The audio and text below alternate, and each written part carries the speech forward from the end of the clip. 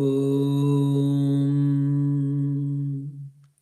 Namah Shri Yatirajaya Vivekananda Suraye Satchit Sukaswarupaya Swamine Tapaharine.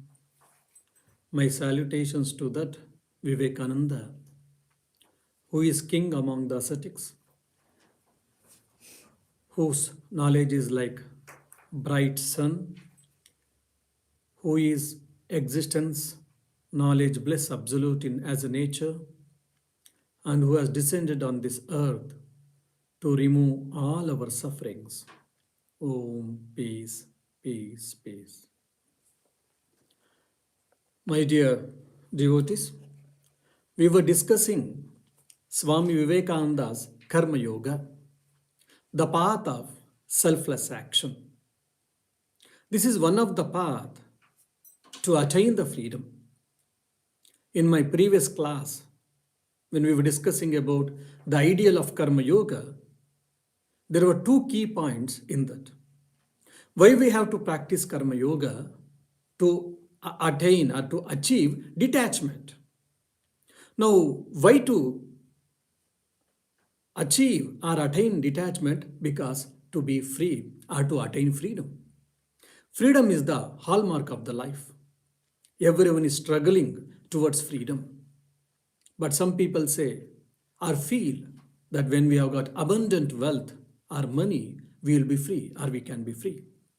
Some feel, okay, if we are celebrities, we have got name and fame, we can be free. Or some feel that we should have a power position, then we feel free. But the Vedanta says no. Actually, you can be free the moment when you understand your real nature. Who am I? So there is the key to attain that freedom. And to get the key or to reach the end called freedom, one can practice Karma Yoga, the path of selfless action, and attain freedom. That is the ideal, and that is the goal, and that is the end of Karma Yoga. For that, detachment is the key. Now, Swami Vivekananda is describing or is trying to discuss on each is great in his own place. If you see in the series of Karma Yoga, it is actually chapter 2, but how Swami Vivekananda has taken the classes. If you see in the series, then it is 5th chapter. So actually in the book it is 2nd chapter, but in the series of Swami Vivekananda's dealing subject, it is a 5th chapter. That's the reason I'm taking as a 5th chapter here also. Actually, each is great in his own place. In this lecture, Swami Vivekananda narrates a beautiful story, which is at the end of that class or end of that lecture. But I will start my lecture with that narrating the story. The story goes like this. In the olden times, in India, there was a king.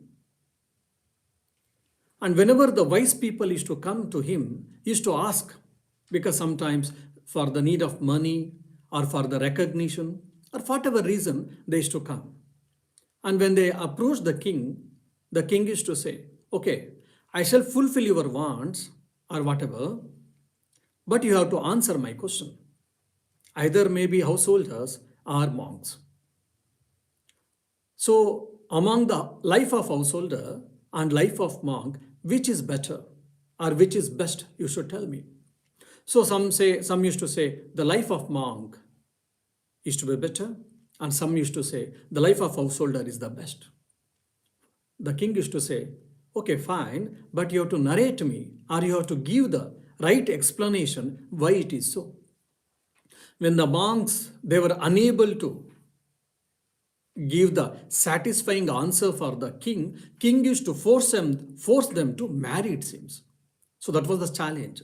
If the monks were unable to give a satisfactory reply for the king, then the monks had to marry. So like that, many monks had to marry. That was the thing was practiced in the king's court. And if the householder, even if householder or a bachelor, if they are not able to give the satisfactory reply. If he's a householder, he has to continue the life, and if he's a bachelor, then he has to marry. That was the rule was practiced by king. Once a monk came to the king.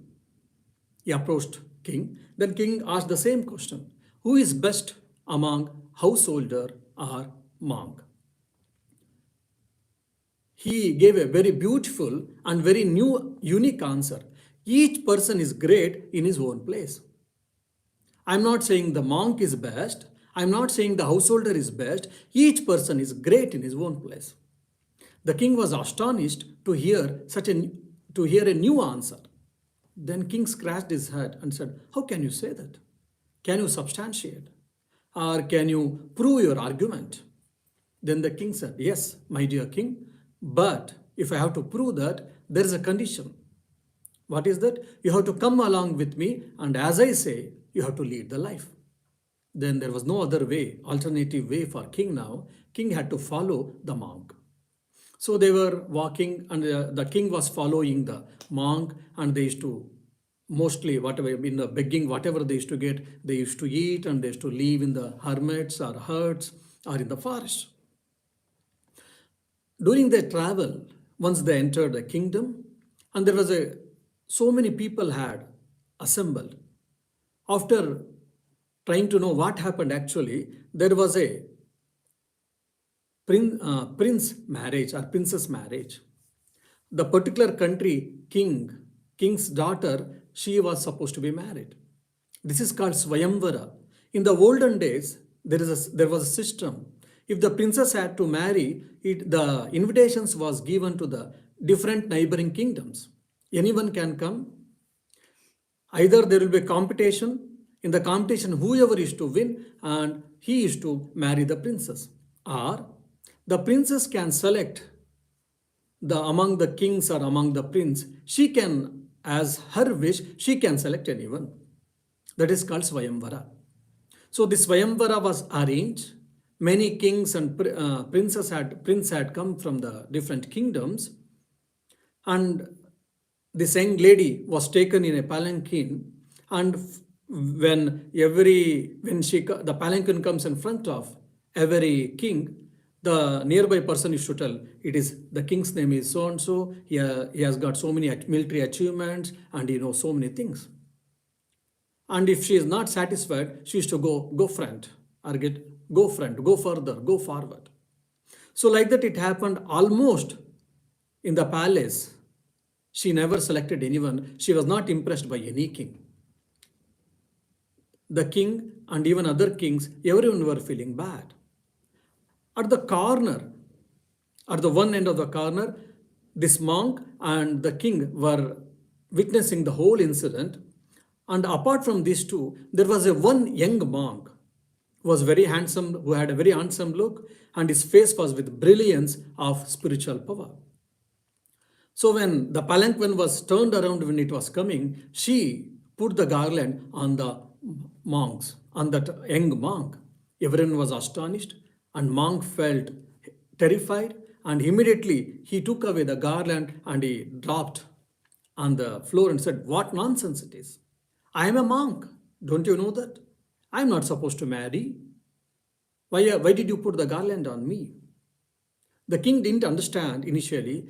He felt that probably he wants some assurance about the money or whatever. He immediately said, "As soon as you marry my daughter, half of the kingdom will go to you. After my demise, after my death, entire kingdom will be yours.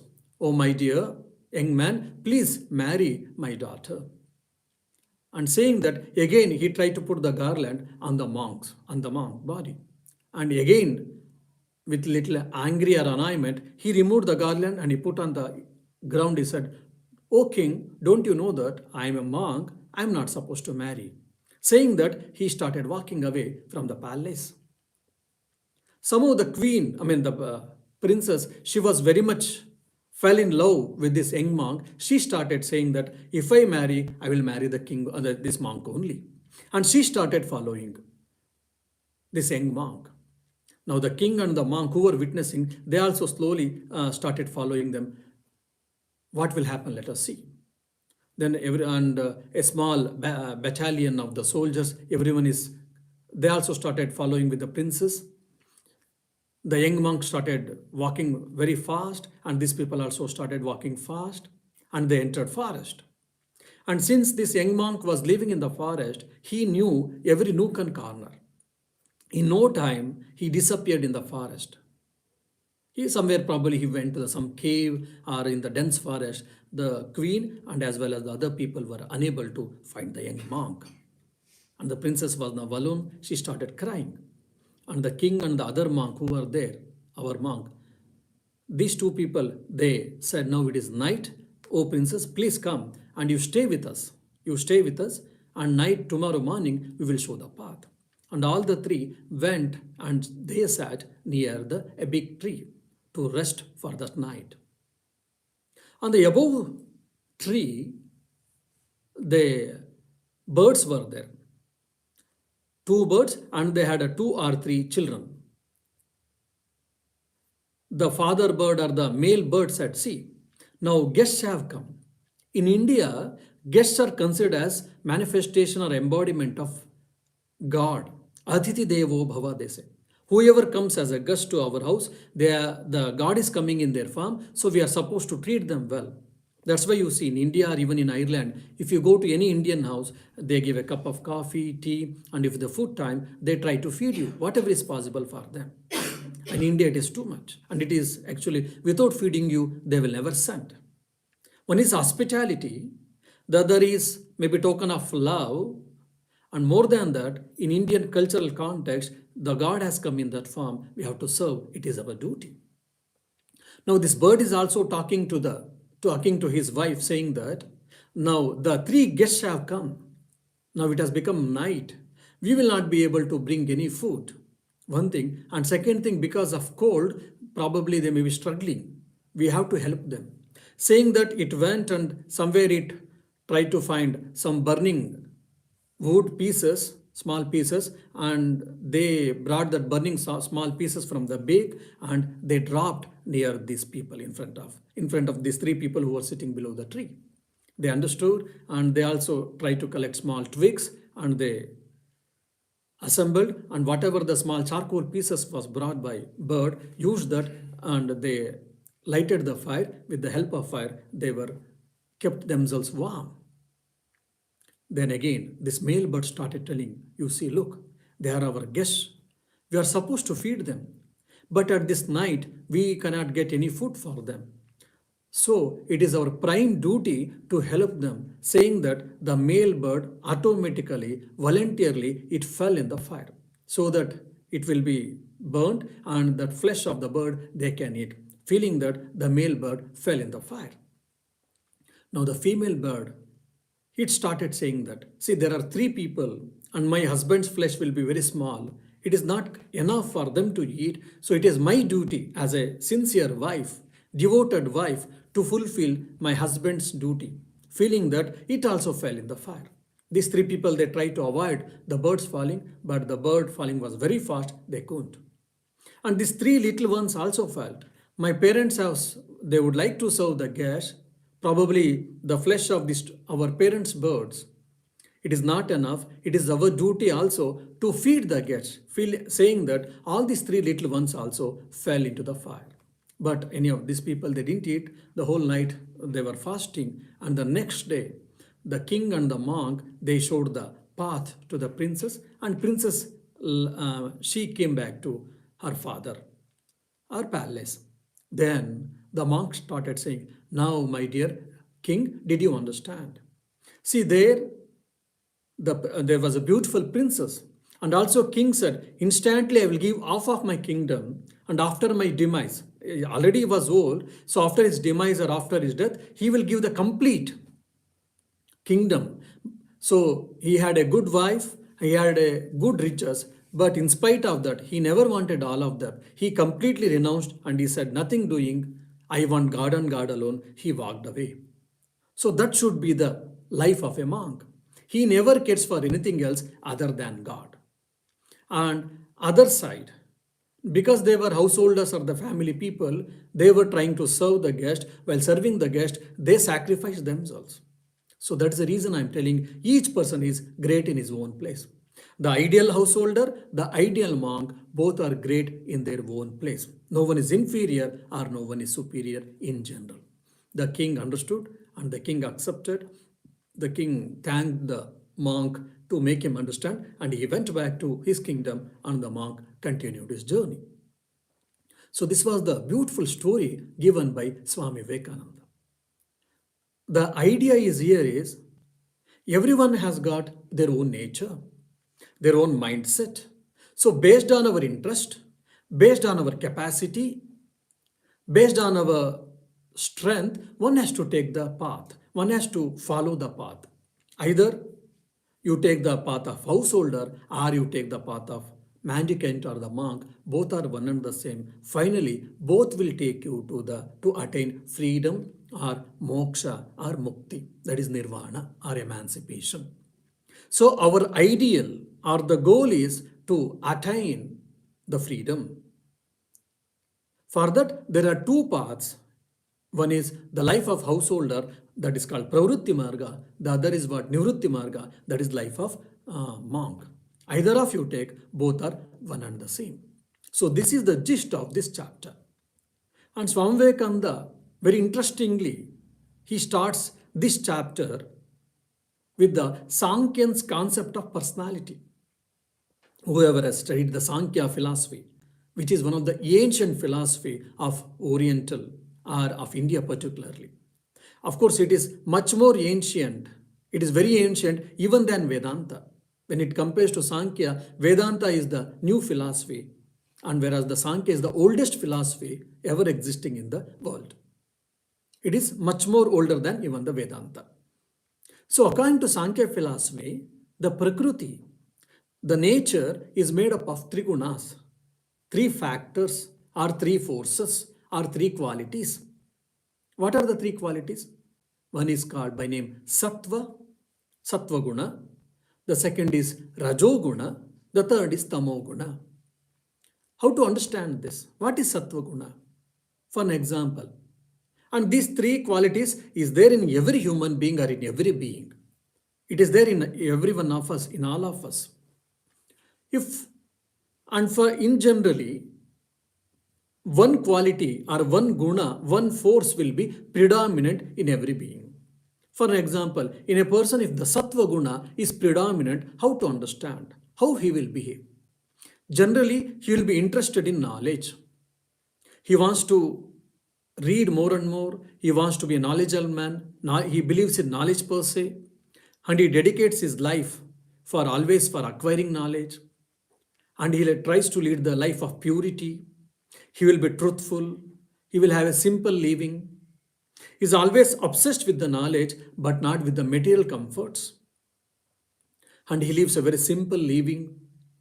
And he always tries to do spiritual practices. He is more interested in philosophy. He is more interested in God and suprasensual things or in spirituality. All these things, these are the few qualities or the few ways where we can understand a person has got sattva guna. Someone is terribly restless, he is very ambitious, or he wants power, name, fame, position, achievements, is always obsessed with the achievements. If such a person who has got these qualities, that means in him there is a rajoguna predominant. Someone, I don't want to work anything. I want to eat. I want to sleep. I want to play. And okay, tomorrow let me do. Tomorrow let me do. Tomorrow let me do. Procrastination, we say. So laziness, inertness, procrastination, they would like to sleep, they don't want to work. Such type of qualities, if anyone is there, he is known to be tamoguni. Means in him, this tamoguna is predominant. So one quality will be predominant in us. Other two qualities contextually, incidentally, sometimes the other two gunas also will come to the surface level and it will act on the human beings or the person's mind for some stipulated time, and again it goes back. Suddenly you can see some people, they become hyperactive for a few months or few days, again they become dull. And hyperactive person, for no reason or for some reason, he becomes very dull. Or the hyperactive person suddenly starts telling everything is what is there in the world, and he starts keeping quiet, he starts practicing silence, he starts practicing meditation, so on and so forth, for some stipulated time, for some time. Afterwards again he goes back to pavilion, like he goes back to his hyperactiveness. And Swamiji, after explaining these three things, he says that the beautiful point, he says that karma yoga especially has to deal with these three gunas. Why? Because we should know what are these three gunas, how to handle this, and that is where the karma yoga comes to our rescue, or karma yoga comes to our help. That's what he mentions. But he doesn't discuss these things in detail. So he gives a like Siddhanta Vakya.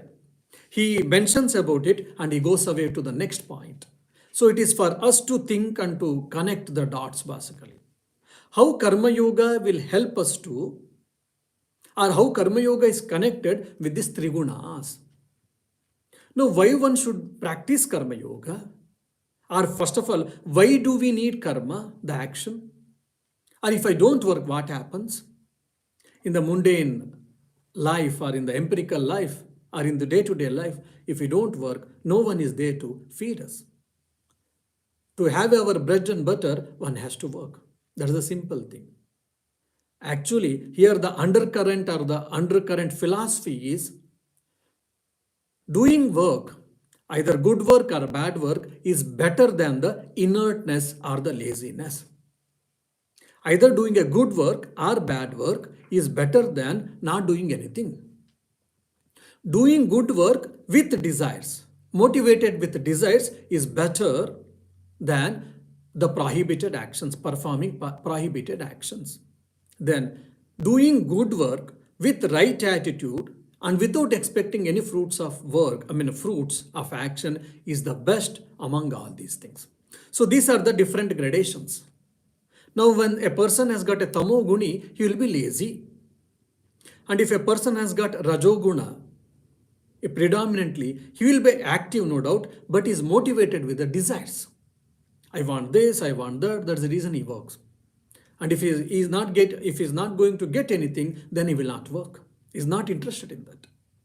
And some are working, they don't expect anything for the betterment of the society, to serve the society, to serve the mankind, or love, because of compassion and love towards mankind, they work. So the person who is not working at all, who is not interested in working, and who is always complaining, he belongs to tamoguni. And a person who works, no doubt, but is always, he feels tired and he feels that sometimes happy, sometimes unhappy, and his emotions goes up and down very often, and he gets often disturbed. Such type of quality, such type of nature, if you see in anyone, that means he is in Rajoguni. A person is calm, quiet, balanced, composed nature. That means he is in Sattva-guni. Now from Tamoguna, we have to raise ourselves to Rajoguna. And from Rajoguna, we have to raise ourselves to Sattva-guna. And from Sattva-guna, we have to go beyond all the gunas. That's why the Karma Yoga helps us to travel from one guna to another and to go beyond. That's what Swami Vivekananda means here. Though he has not explained in detail these things, so this is the underlying current. That's what Swami Vivekananda, what does he mean here? And afterwards, Swami Vivekananda again, he says that this society, our human society, is a graded organization. From the morality or from the ethical point, he starts telling that. Definitely, in generally, you cannot say this is right and this is wrong. Though there are universal principles, but this right and wrong, it depends on the country, it depends on the time, it depends on the place, or it depends on the status of you. All these things Swami Vivekananda discusses. For an example, being a civilian, if I shoot someone, then that is a crime. Whereas a soldier who is protecting the country, to protect the country, to safeguard the country, if he shoots on the enemy, then it is right. If I shoot, then I'll be put under bars and society will blame me. If the soldier doesn't shoot, then probably society will blame him. See, the shooting, the action, the shooting is the same thing for both of us, either between soldier and civilian, but it is taken in different way, isn't it? That's what Swami Vivekananda starts explaining the sense of duty and the sense of morality and ethics. So these things keeps on changing. So it depends always on a personal life. It depends on the state of a person. It depends on his work. It depends on the society where he is living. In one country, something is right. In another country, it may be wrong. And also he takes the religious example. In some culture or in some religion, marrying the sister-in-law is okay, it is welcome. In some religion or in some country or some culture, marrying sister-in-law, it is a crime. Similarly, marriage between cousins, marriage between maternal side or paternal side, so many things can be seen. He gives the example. And while discussing all these things, Swamiji makes a beautiful, interesting remark: resist not evil. This is taken from Matthew's Bible. Whoever has studied Bible will be knowing this. The exact quotation from the Bible goes like this, quote, "But I tell you, do not resist an evil person. If anyone slaps you on the right cheek, turn to them the other cheek also." Matthew. Keeping this as the idea, Swami Vivekananda takes this whole gist as resist not evil, and he starts discussing about this. And first and foremost, he tells very clearly this is the highest moral principle, but it is not possible for all of us to practice. That's the one thing. And second thing, as a nation, as a country, definitely it is not right to practice this ideal. And he gives he discusses and he also answers why it should not be. Because when we start practicing resist not evil, what happens? Then either the thieves or the wicked people, they start plundering the wealth. They may kill people, or they may create lot of nonsense in the society. Or the enemy nation, the enemy neighboring nations, they may come and they may destroy our nation. So resist not evil cannot be practiced universally. Swami Vivekananda makes a very interesting remark in this chapter. And afterwards he says that this resist not evil, ahimsa paramo dharma. This is what we see in our Indian scriptures. And in Mahabharata, 5 or 6 times this has been quoted at different times. So the highest virtue is ahimsa, without troubling anyone, whatever the reason. Even people may trouble us, people may give so much problems, they may create problems for us, but we should not do anything. That is what ahimsa paramo dharma. That is the highest dharma, the ahimsa or non-injury. That is what Swami Vivekananda is saying. But every one of us, we are not capable to practice. Then what should we do? Swami Vivekananda on the lighter side, he says that, can you tell a lie? We should not take it actually literally here. Swami Vivekananda, he tells that, even you cannot tell a small lie, then how can you practice the truth? To practice the truth, you need a guts. You need a strong willpower. You have got such a weak mind. You have got such a weak emotions. Even you cannot tell a lie, then where is the question of practicing truth? So first you start telling lie. First you start probably mastering the art of telling lies. Then probably you can think how to practice truth. So better, instead of inactivity, it is better some activity. And he says that activity means resistance. This is one of the wonderful and unique explanation is given by Swami Vivekananda. So what is activity? So Swami Vivekananda says activity means resistance. How to resist evil, either in the society or in personal life. So when you start resisting, when you start working for good, for an individual and as well as for the society, when you keep on doing it, you have to face so many ups and downs in the life.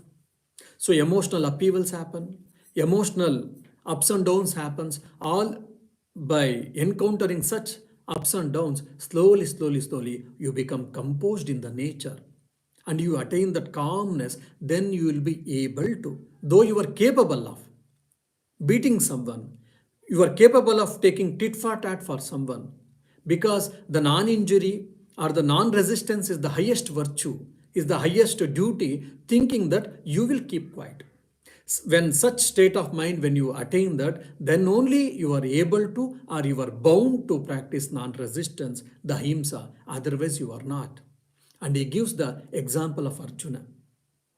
In Bhagavad Gita, whoever studies without a proper understanding, people come to wrong conclusions.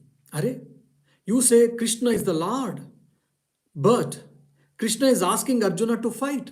Arjuna didn't want to fight. Arjuna didn't want to participate in the war, but Krishna instigated him, motivated him to to participate in the war, and he is instrumental in killing. How can you call Krishna as a god? So one who doesn't know the Bhagavad Gita properly, at superficial level of understanding, people can come to such wrong conclusions. Swami Vivekananda mentions it. Because Swami Vivekananda mentions it because people also have got such wrong notions. But Krishna was well aware that Arjuna was not yet ready to practice this non-resistance or ahimsa to completely, because he was Rajoguni predominantly. Then why was he telling that I will not practice in the war? I will not participate in the war? Because when he saw the people opposite who were staying there, who were standing there, they were all his friends, they were his relatives, they were his father-like, grandfathers, great-grandfathers, then blood relatives, friends, so on and so forth. When he saw them, automatically the attachment came towards, because of the relationship. It is not that he didn't want to participate in the war. It is not that he didn't want to kill anyone, but because of the attachment, he didn't want. If, for an argument's sake, the people who were standing, if there were not relatives, if there were not his friends, then he would not have bothered to kill them or to have a war against them. So Krishna was well aware that. So whether you know someone or you don't know someone, if someone is doing some bad actions or wicked actions, we are supposed to punish them. We are supposed to fight with them. Why? Because Arjuna is a warrior, basically, is a soldier. The soldier's prime duty is to safeguard the kingdom, safeguard the country. So as a soldier, Arjuna had to participate in the war, because to protect the dharma, to protect the kingdom from the wicked people. Otherwise, he will be the hypocrite. That's what Swami Vivekananda gives an example. So every one of us, we are not ready to either leave the world, renounce the world, one thing. Second thing, the non-resistance, the ahimsa, every one of us, we are not yet ready. So start working, start be active, resistance towards bad things, either at the individual level or at the society level. While doing, slowly, your mind gets prepared, and at some point of time, you will be ready for that. You will be fit for that. Then you can practice this non-resistance or ahimsa. And also he makes one more beautiful statement, that one who has got faith in himself, such person only can have a faith in the God. So for that he said that the first duty or the primary duty for all of us is that we should not hate ourselves. Okay, there may be some problem in me, there may be a lacuna in me, there may be shortcomings in me, never mind. We have to understand it, we have to accept it, we have to analyze it, and we have to practice sincerely to get rid of it or to come out from that. Instead of that, if we hate ourselves, we go to depression, we go to anxiety, we go to psychosomatic problems, and that can lead to suicidal attempts. So Swami Vivekananda says that first and foremost, we should not hate ourselves. And we should have a confidence in ourselves. We should have a faith in ourselves. That is what we call self-confidence. The moment when we have got confidence in ourselves, then we can love the God, or we can say that I have a faith in God. So faith in oneself is equal, directly proportional to faith in God, according to Swami Vivekananda. This is again one of the very beautiful idea, Upanishadic idea, Vedantic idea, explicitly told by Swami Vivekananda in the modern days.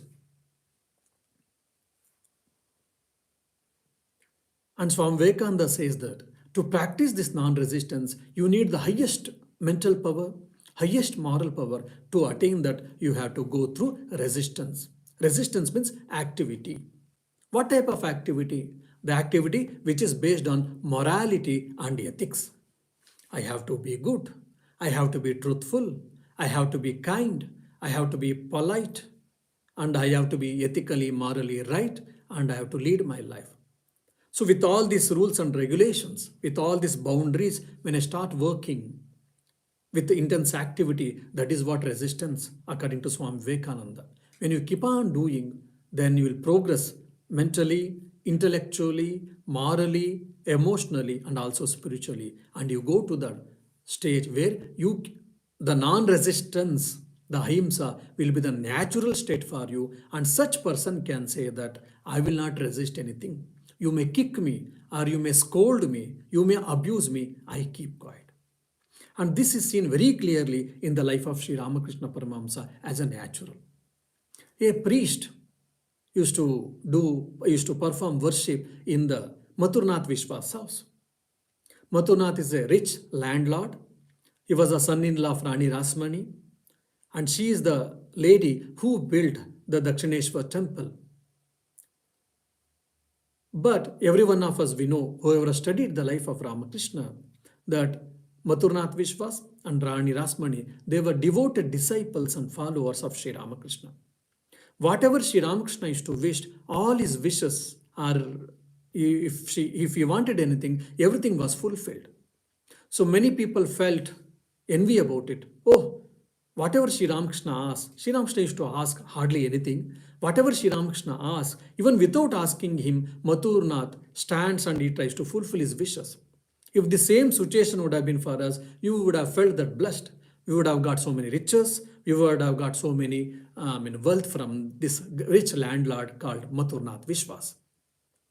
So once this priest thought, in privately, he approaches Sri Ramakrishna saying that, look, probably you know some a mantra or some formula by which you are able to completely control Mathurnath Vishwas. He is spellbound. Whatever you say, he simply, blindly is following you. So even I also want that. So please, what is the secret? If you know any mantra, please teach me also. I will also try to practice that, and I will also try to get more and more money, more and more wealth, land from the Mathurnath Vishwas. Sri Ramakrishna smilingly says, oh my dear, no. I never know any of these Vashikarana mantras, and I never done anything. Black magic, say we can say. I have never done all these things. But Mathurnath Vishwas, out of his devotion, he listens to me. He has got great respect towards me. That's it. But I have not done any black magic on him to have a control. But this priest never believes in it. He pleads, he pesters the Sri Ramakrishna again and again. After much pursuit, when Sri Ramakrishna keeps telling that, no, I have not done then anything and I don't know any black magic, this priest gets annoyed and he gets angry and he starts kicking. He kicked Sri Ramakrishna and he bet also, but Sri Ramakrishna kept quiet. And this priest, after some time, he went back, and Sri Ramakrishna kept quiet, and Sri Ramakrishna never told this thing with anyone. After a few years, and by the time the priest had left his job, and probably he had shifted his job, and he might have gone to new job somewhere. And during his conversations, incidentally, Sri Ramakrishna told that, look, that priest had kicked me and he had bet me for this reason. And laughingly, Sri Ramakrishna, as if nothing happened, he was telling. Mathur was very much annoyed and he was furious and he was angry, and he said, Master, why did you inform me that time itself? If you had informed me, I would have chopped his head. Sri Ramakrishna said, yes, I knew. That is the reason I didn't tell you. That's the one thing. And you see, there is no enmity, or there is no envy, or there is no hatred, or there is no anger in Sri Ramakrishna's mind, or in Sri Ramakrishna's reactions, or in his talk. This is what complete mastery over one's mind. This is what I mean to say emotional maturity, spiritual maturity. He is all contented, is complete in himself. That's why nothing bothers him at all. So when we can reach to that stage, this non-resistance or ahimsa becomes very normal or very natural for all of us. That's what Swami Vivekananda is saying. To reach that state, Swami Vivekananda is telling one has to practice karma yoga. That is the link here. And for that, Swami Vivekananda tells that either you may be a householder, or you may be a monk, or you may be a vanaprasthi, forest dweller, or you may be a student. In whichever state you are there, in the state of your life, whatever the duties has been prescribed by the scriptures, one has to follow sincerely. By sincerely following these duties, one can transcend all these limitations, all these dualities, and he can attain that Advaita, the non-duality state. For that, one has to practice Karma Yoga according to Swami Vivekananda. And Swamiji says that every man should take up his own ideal and endeavor to accomplish it. This is the beautiful idea given by Bhagavad Gita. Shreyan swadharmo vigunaha paradharmo bhayavaha. It is always, one's own duty is always better. And even we may have to die by practicing one's own duty, but it is always better. Other than practicing someone's duty or someone's ideas. Because it does not bring any good for us. So one, according to my nature and according to my state of mind and according to my state of work or whatever, one has to practice his or her work. So we should not compare. And Swami Vivekananda says that we should follow the great people's life and teachings, no doubt teachings, but we should never imitate. The imitation leads to death. Swami Vivekananda tells again and again. Imitation leads to death.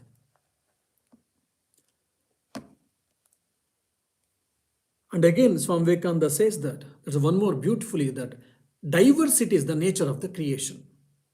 One who practices Karma Yoga, when mind is calm and when mind is composed, when he has got a lot of purity of mind, he will never be fanatic. There will be no bigotry or there will be no fanatism in such person mind. So he says that diversity or unity in variety is the plan of creation. If someone says that my path alone is true, my God alone is true, or whatever I'm practicing, that religion alone is true, he says that it is not. It is not.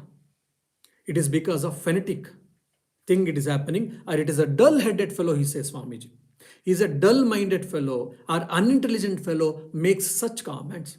A wise man will never make such comments. Rather, the wise man says that the truth is one, but it has been practiced in different ways. There are innumerable paths to reach that unity, to reach the truth. So everyone can practice their own path, whichever suits according to the nature. This will be the stand of wise person. So one has to be broad enough. And this is the uniqueness of Vedanta or Sanatana Dharma. There are innumerable paths, and even so many paths may come in due course of time. All are accepted by Sanatana Dharma, or all are accepted by Vedanta. Whereas in Semitic religions we see our path is only right, our God is only right, our scriptures are only right. They keep on telling that it is not right. Actually, that's what Swami Vivekananda is trying to tell here. And he also says that our duty is to encourage everyone in his struggle to live up to his own highest ideal and strive at the same time to make the ideal as near as possible to the truth. Many times people say, oh, in your Sanatana Dharma or Hinduism, there are so many gods, there are so many sects, there are so many paths and so many scriptures. People get confused and we get confused. Whereas in our religion, or in the Western religions, there is only one path, there is only one God, there is only one scripture. Is it not better to follow?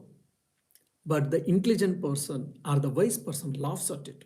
Okay, if I feel that I don't get suit to this path, then what should I? No, by hook or crook, you should follow this path. You should get suit yourself for this path. Means there is no freedom in philosophy or in approach towards the truth. Whereas in Sanatana Dharma, because the diversity is the nature of the creation, they know that there are innumerable paths. So, whichever the path suits to you, according to your nature, according to your character, or personality, or mindset, one can select the path. That is why in the Sanatana Dharma or in the Vedanta, innumerable paths have been reserved or preserved also. So, whichever suits to you, my dear, you take. The only goal is to reach the God or to manifest the divinity. That's why we can see in the Sanatana Dharma. And Swamiji also discusses the duties of householder, duties of monk, and duties of people in their respective uh, place or state of the life. And everyone has to follow it. By following the duties properly, sincerely, then one will be out. One will be capable of attaining the perfect freedom. For attaining the perfect freedom, one has to be get out from the laziness and he has to be intensely active. And this activity slowly should leads to non-activity or non-resistance, and that is possible through karma yoga. That's why we need karma yoga. You may be by profession doctor or engineer or IAS officer or a business entrepreneur or a politician or anyone may be. Yes, anyone can practice karma yoga in their respective fields. Or you may be a student, you may be a householder, you may be a mendicant, or you may be a forest dweller, whoever it may be, by practicing karma yoga according to your state of your mind and the duties performed by the scriptures, prescribed by the scriptures, one has to practice in the sense of in the right spirit of karma yoga, that I will perform actions, no doubt, but desire without desiring for fruits of action. Slowly it removes the bondage. It removes one by one the link, so that that person will be finally he or she will attain the freedom. That is the reason one has to practice karma yoga. And all these ideas are beautifully discussed in this chapter. Each person is great in his own place. So, first, it is better to practice, to be active than the inactiveness or laziness. And activity with motives are better. And slowly, doing the right actions with the right attitude is better. Then slowly, doing right actions without expecting any results is the highest one. Once we reach that, we'll have a purification of the mind. That means we attain the sattva guna. Then we attain sattva guna, we are nearer to God. And when we continue that, then our mind will be cleansed. Then we'll be able to attain God, or we'll be able to attain the self or divinity. That is the ideal of karma yoga according to Swami Vivekananda. Om Shanti Hari Om Tat Sat. Shri Rama Krishna Arpanamastu.